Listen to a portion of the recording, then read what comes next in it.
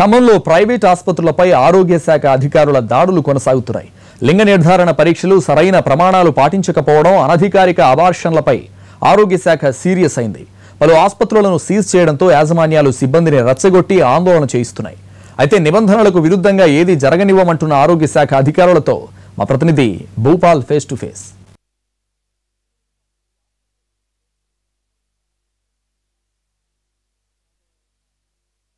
అంటే ఈ ఆసుపత్రుల సీజన్ అడ్డుకుంటున్న పరిస్థితి. మీరు చెప్పండి, ఇప్పుడు నగరంలో గత 3 రోజులుగా మీరు చేస్తున్న దాడుల్లో ఎన్ని ఆసుపత్రులు సీజ్ చేశారు, ఎన్నిటికి నోటీసులు ఇవ్వగలిగారు?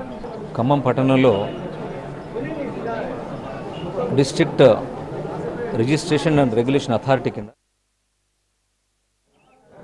వాళ్ళ నిర్వహణ తీరును ఎప్పటికప్పుడు సూపర్వైజ్ చేయడం, పర్యవేక్షించడం, వాళ్ళకి కొన్ని రిమార్క్స్ ఇవ్వడం జరుగుతూ ఉంది గత కొంతకాలం నుంచి. దాదాపు ఒక 4 నెలల కాలంలో చాలా నోటీసులు కూడా అన్ని హాస్పిటల్కి ఇచ్చాం. కొంతమంది ప్రమాణాలు పాటించకపోవడం, దాన్ని నిర్లక్ష్యపరచడం, తర్వాత నోటీసులకు ఆన్సర్ ఇవ్వకపోవడం. సో దీంతో district registration and regulation authority ఈరోజు అన్ని హాస్పిటల్ని చూడడం జరిగింది. ఈ హాస్పిటల్లో భాగంగా కొంతమంది లింగ నిర్ధారణ పరీక్షలు, అట్లాగే గర్భస్థ పిండాలని ఆడామగా చెప్పడం, అబార్షన్ చేయడం, ఇల్లీగల్ అడాప్షన్ చేసే కొన్ని హాస్పిటల్స్ ఉన్నాయి.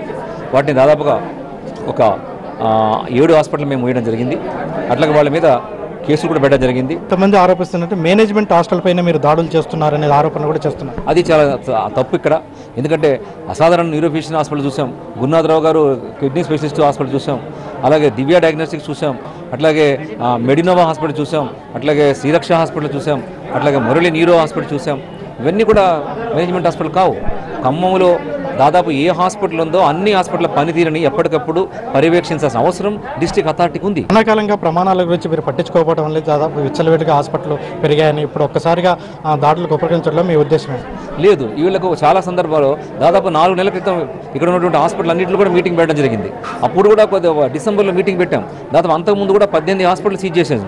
చేసిన తర్వాత వాళ్ళందరూ కూడా కలిసి మాకు కొన్ని గైడ్లైన్స్ ఇవ్వండి, కొన్ని మాకు నియమాలు చెప్పండి, మేము సరి చేసుకుంటామన్నారు.